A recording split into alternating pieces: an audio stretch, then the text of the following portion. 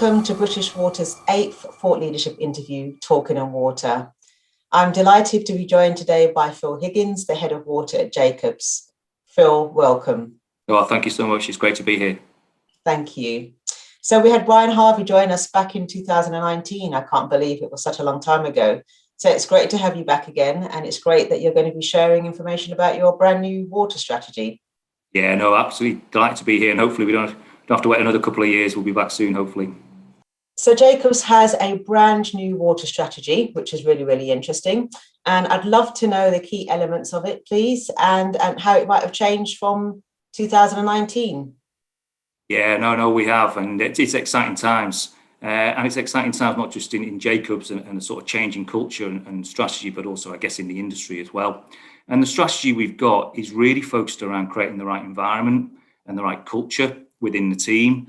And what I mean by that is it's about having a team that feel empowered to go out there, understand what the water market is about, what the drivers are, what the challenges are. And I think when we've got people like that, we can then understand our clients better and their challenges, and we create a more diverse team to solve those challenges. And I think an example I would give that sort of changed my way of thinking is I remember having a meeting with an asset management director, and we were talking about some of the challenges around addressing a problem at a wastewater treatment works, the need to do something. And I was focused very much on the end of pipe solution. And the challenge back was, no, I'm focused on improving the river water quality. And it just made me change my mind about how we go about finding solutions. And we fed that into the strategy. So it's really about sort of the behaviours. I think the point about how it's changed, I think what you see historically with a lot of strategies is they're quite focused on outputs. So what is a particular client we'd like to work with, or a particular program of work, or a particular sector we want to focus on, or a skill set. Yeah. And they're outputs, and they're great, and they're still needed. But I think we're moving more into a sort of outcomes-based strategy aligned to the market. Good. And that's actually quite interesting because it's in alignment with quite a few of the conversations that I'm having with water companies at the moment. Rather than asking for a sort of specific thing, it's more around, okay, these are the challenges that we're facing, what solutions do you have, or this is the outcome that we want, and how can we get there? No, absolutely. And I think a default for a lot of organizations historically has been to sort of quickly find a solution to sort of please and delight the client with a solution. And I think we need to step back and help our clients. It's not easy out there in the regulatory environment to work your way through it. And that's quite key that our team understands that market. And I think you've touched on one of the key things, which is we are in a changing regulatory environment and also quite a challenging one. So how do you feel that, Jacobs is going to be operating in that environment? And do you have any comments on the sort of regulatory environment at the moment? Yeah, I've been in the industry, I think, 25 years. So not always in the regulated sector, but, coming back into it in the last 10 years, there's been that much change in the last couple of years. I see it there's been more change in the last couple of years since privatisation, is my view. And in terms of regulatory changes, we've got challenges around how we're going to fund projects and deliver projects. So we've got direct procurement for customers. We're also looking at, we've got challenges around permitting, around different types of solutions. So we're looking at more nature-based solutions. And these are all things, and I think it's not for the regulator to work their way through it. I think it's for the industry to work their way through it. And what I mean by that is that the regulators, both the environmental and the economic, need to come together with the water companies, with experts like ourselves and other companies out there and other partners to find those solutions and work together. And I think one of the areas where we've got a challenge regulatory-wise is in the WINEP. And is that actually the right tool to drive and maximise the benefits and the environmental benefits?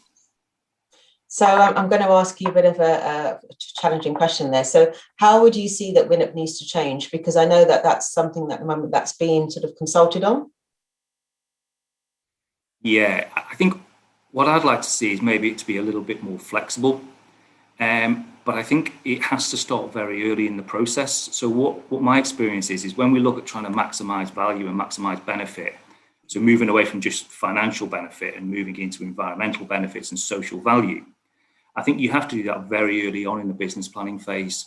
So this is so for example, we're coming up to PR24 and AMP8 soon. Mm-hmm. We should be already planning to develop a business plan for AMP8 and beyond into AMP9, which is based on best value and I think with the WINEP, it's a single tool that's applied across the whole industry. And I think maybe it needs to be a little bit more flexible. It could be company specific, and it could be regionally specific. It could be catchment specific, that sometimes drivers and challenges in a catchment are not necessarily aligned to the investment cycle. So do you think then that the sort of regulatory environment and across the sort of, I suppose, water supply community, do you think that this sector is much more open to these sorts of conversations and to collaboration? Are you finding that? I think within the last 2 years, without a doubt, I see, you know, as you say, we're out to consultation on the WINEP. And I think just even things like the Ofwat Innovation Fund, the fact that it's bringing people together to collaborate, to find the solutions and address the current challenges. The reality is the water companies and the partners in the supply chain can't do that without the regulator and vice versa. And I think people are recognising that now. Yeah. I think one of the things as well I'd like to touch on in your strategy is when we had a conversation preparing for today, we were talking about the real sort of key focus within your strategy in terms of diversity and inclusion. So how do you see that as part of your sort of culture change within the organisation? I think quite simply, we all need to diversify. And when I talk about diversify, it could be ethnicity, it could be gender, it could be cultural, it could be all those things. But it's also about people's skills and people's background and people's experiences. And it could be anything from, you look at a very traditional approach in engineering delivery is we have a skills base or a skills set predominated by engineers and project managers. And I think the industry is moving away from that. And that's why we need to embrace diversity, is to bring in those different skills, those different backgrounds, and absolutely people with different cultural backgrounds as well, who see things different. It's the example I gave at the beginning around how you view the challenge. And my view of the challenge was it was an engineering challenge to solve a permit, but somebody else's view was how do we improve the quality of the river? And I think that's what we need to do. And I think we talked about briefly before about how we need to embrace a sort of holistic way of thinking. And what I mean by that is we need to maybe see a challenge in front of us, but we need to step back and actually look at the whole system and say, right, okay, what is the most cost-effective way? What's going to provide us with the maximum benefit to solve this problem? And that might mean going into the catchment, going to the customer, going into the networks. It might actually mean coming out of the sector and working with other asset owners and other third parties. Yeah, absolutely. So to do that, I think you need a diverse thought and you need to approach it in a very different way. Yeah, absolutely. I think we're on a sort of diversity and inclusion journey right now in the water sector. And I think we are seeing a bit more diversity and inclusion. And I think, hopefully in about sort of 5 years' time, we'll see sort of a massively different sector, I think, that's embracing a lot of change. I do. And I think we also, we can try and change what we've got. And I think we also need to bring it in organically as well. And I think we need to bring it in, we need to go back to sort of apprenticeships, training, even rotation of staff and workforce. I worked in a water company, and one of the best benefits of working in a water company I saw was people that got experience in asset management, operations and engineering delivery. And they really started to see how you could maximize benefit by understanding other people's challenges. Yeah. And so I think, we do need to go back to some of that thinking and changing the way we actually recruit and we train in the industry. Yeah. So less of the sort of siloed approach to training and working. Absolutely. I did my degree. I qualified in 1995 and I can remember it just about. And I kind of think I'd like to know what a civil engineering degree in syllabus is now, and how that relates to actually what I do in the industry right now. Maybe that's an action for myself I should take away. So my next question then is, what conversation should we be having right now to build a sustainable water industry? I think we touched on the first one really is around, I guess, is the WINEP fit for purpose in terms of really, if you step away from the WINEP and just say, are we actually maximising the value and the benefits around social value, economic and environment? I think we do have to have those conversations and not be driven solely by the CapEx, OpEx and the TOTEX conversation. I think that is a fundamental conversation that we need to have, and we need to have it with the economic regulator as well, because sometimes our solutions might financially cost more, but actually might provide wider benefits. Yeah. I think we do need to have that conversation. I think the other one I think is quite important is it seems to be getting some traction in the sector, depending on I guess individuals, again, expertise and background, is around asset health and the performance of existing assets.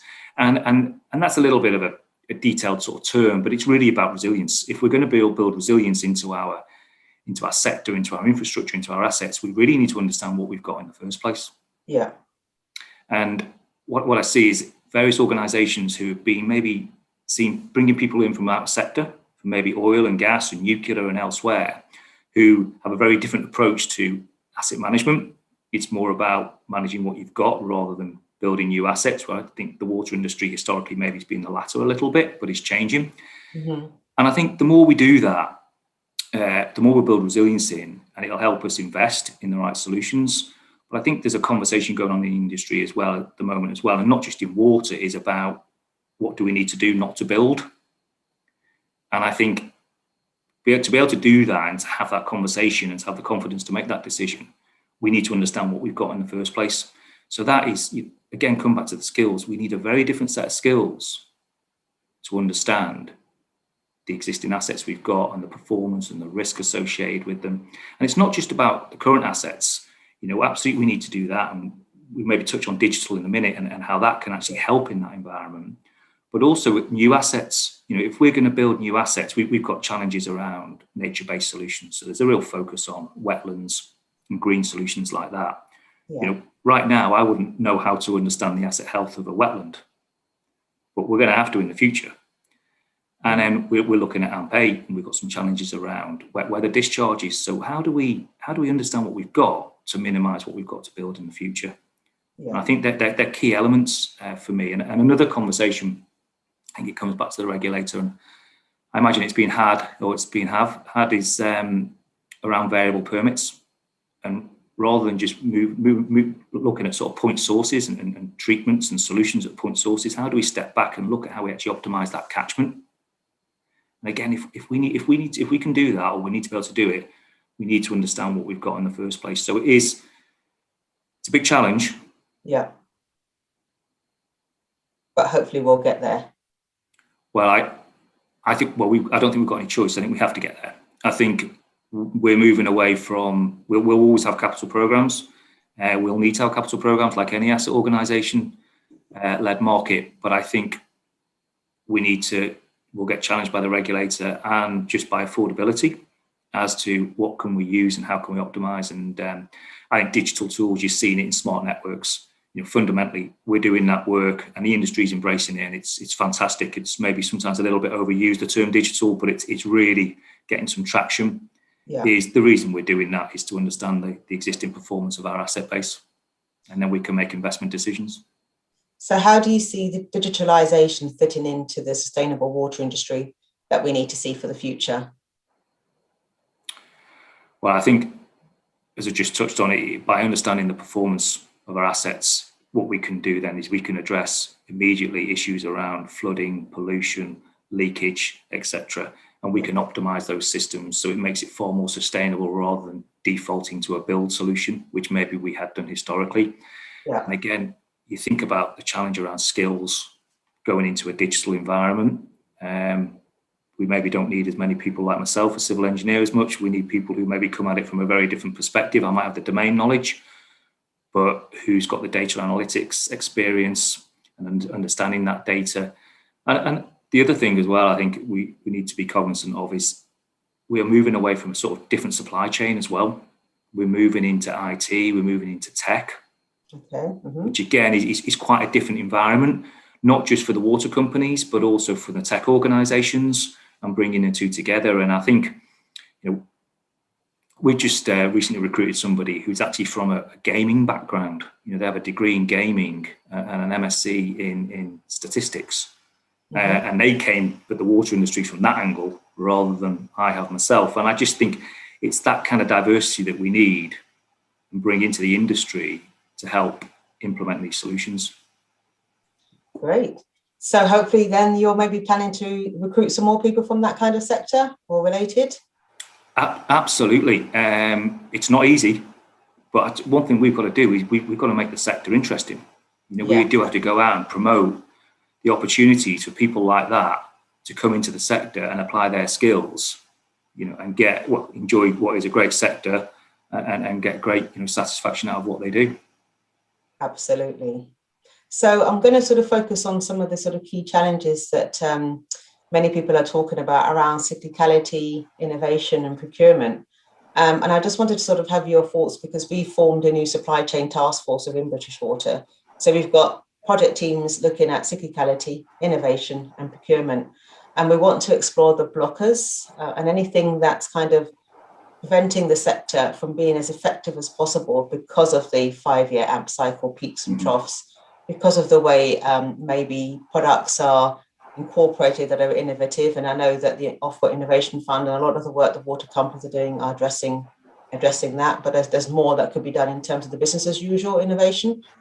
And then procurement, we're looking at, what sort of things are currently in place that prevent effective procurement, which adversely affects the supply chain, which ultimately then affects the customer. So just sort of talking about cyclicality, I mean, do you have any thoughts on the sort of 5-year AMP cycle and maybe any suggestions in terms of where you think we need to get to? Yeah, I've been looking at this recently with a few colleagues, and obviously, managing a water team in the UK and Ireland water industry, you're obviously impacted by that cycle and you have to work your way around it. But I would say over the last couple of AMPs, it's actually smoothed out quite significantly, which is a positive. And reasons for that are that, we've got the Green Recovery Programme, which is effectively a programme on top of a programme within the AMP. Yeah. You've then got large-scale resilience programmes that span AMPs, multiple AMPs. We've got projects that span AMPs. You've also got things like shareholder and company investment that companies are investing. So we talked about digital a minute ago and optimizing our assets and managing our flooding and pollution risks and ODIs. We're seeing water companies actually investing themselves to manage that, and what that's doing for organizations like ourselves, but also the water companies, because it's not great for them to have that cyclic nature, is it is smoothing it out. So that is without a doubt a positive, and I think it needs to continue. I think the industry is very resource constrained at the moment. With the amount of work that's going on, which is fantastic, and there's a lot to do and the challenges we face. So having that sort of peak and trough kind of cycle is not helpful, and we do need to move away from it, or we need to minimize it as much as possible. I think the other element to that is what we're seeing with clients and water companies is that they're all so at sort of different stages of the AMP. So some organizations started AMP 7 2 years before AMP 6 finished. Some organizations are maybe a little bit later for whatever reason and are maybe a bit behind, and they're in year one of the AMP 7, they should be in year 2. So that is helping smooth things out. I think it comes back to the point around, does the investment cycle help us to meet the challenges that the environment's really got? So you do have scenarios where we have sites and catchments where we go back to every AMP, solve a new challenge or a new need or a new driver, and I would question maybe we need to look at how we can be a little bit more flexible and take challenges like that out of the traditional regulatory cycle. I think also part of the problem, I suppose it depends on where you are in the supply chain, it's the visibility of these new projects that are coming up and coming out at the moment. So I think one of the conversations I keep having is, how are you getting the messages out there in terms of your green recovery projects, digitalisation, what you're planning to do within your company. So it's about sort of, being, I suppose, a bit more open and finding ways to deliver that information on your company portal in terms of how you're engaging with your current framework partners. Because if you're already involved in that water company, you'll know what they're doing. But if you don't, then it can be hard to find out. Absolutely, and the need to share is becoming more and more important. If we're going to collaborate, we've got to share, and I am seeing that. Organisations like yourself, various other groups, are bringing us together, and the Ofwat Innovation Fund, and we'll touch on it in a minute. People are being far more open to share about where they're going, the direction of travel, and sharing their strategy. And I think, if anything, it's a lot of the industry itself is actually becoming smaller to a certain degree, in the sense that we're all trying to achieve similar things. We're just at different stages of that journey. Yes, that's right. So then let's come on to innovation then. So we've mentioned and touched on a bit about the Ofwat Innovation Fund. So how do you see the innovation landscape at the moment? My view is I think it's fantastic. Okay. I do. Good. I think there's an absolute will. There's no doubt about it in the industry. There's no doubt about it to take that forward. It's like I said before, it's such an exciting time. There's that much going on. There's that much opportunity. I think that drives innovation as well, because people are willing to embrace, innovation is an element of you've got to embrace change to innovate. And I think that is there in the industry. Many companies are going through transformation. Many organizations are moving from a sort of capital focus to an operational focus, which is driving change, which is embracing innovation. So for me, what I see is fantastic. I would say the Ofwat Innovation Fund has been a good stimulus for that. Mm-hmm. I'm quite close to it and see what's going on. And the amount of water companies I see working together, partners coming together, openly sharing, and some of the things that are going on around resource recovery, carbon, natural-based solutions, wet weather discharges. I don't think, even digital, I don't think we would have been having these conversations 2 years ago. Okay, good. What I would say with the Ofwat Innovation Fund, and we've got to be careful because I think, again, come back to the strategy, we talked about behaviours and the culture. This is the first time we've done this. And you can guarantee it's not going to work perfect. There's going to be some teething problems. There's going to be some issues around how do we actually deliver these projects that don't get through? How do we fund them when people have already got a base load?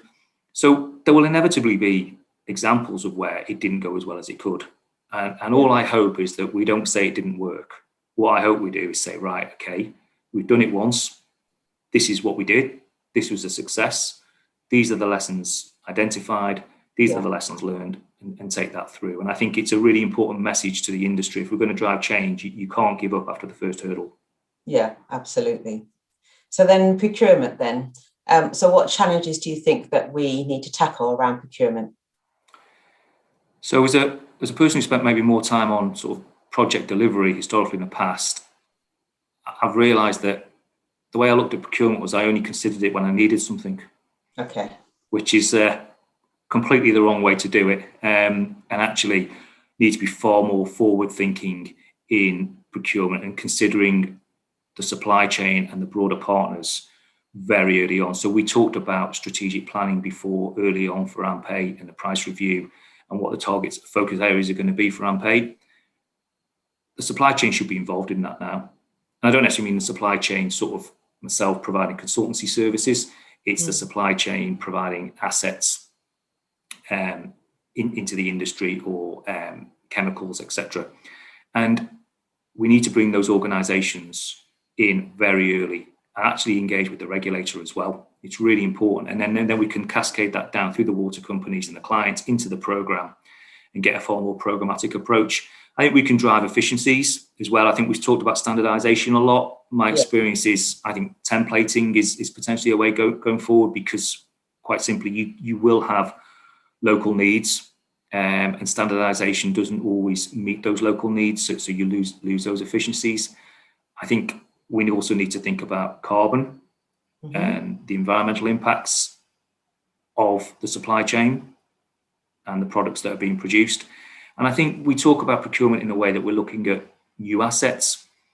But if you actually look at a water company's asset base, the majority of their work, is in a capital program is maybe on 10 to 5% of their asset base, but the other 90% needs to be maintained constantly. And I think it's really important that we talked about asset management before, that we look at maintenance strategies. And in those maintenance strategies, we look at asset criticality, we look at asset health. We then look at how that feeds into spares and the storage of spares and where those spare parts come from. So there's sort of two elements to procurement for me. There's the new assets and then there's the existing assets, and how we look at those two together and drive efficiency. Right. Great. Thank you so much. So my final question to you then is, what does a water utopia look like for you in terms of the water industry? We have touched on it a little bit. I think my utopia at this stage would be for the AMP8 business plans to be focused on maximising social, environmental and economic value. And the reason for that is I honestly do believe that the water industry is at the forefront of tackling climate change. Yeah. And I think if we take that approach in developing those business plans, I actually think we'll get that recognition that the industry deserves. And I think the great people that make this industry up deserve as well, and are actually very passionate about. Yeah. Thank you so much. That was a great answer. Phil, it's been absolutely great to interview you today for Talking on Water. I'm sure this won't be the last that we'll hear from you. I really enjoyed speaking to you, hearing your thoughts and views. And I'm sure our listeners too will really find it interesting listening to what you had to share. So thank you so much, Phil. And no doubt we'll speak again soon. Thank you so much. It was a pleasure.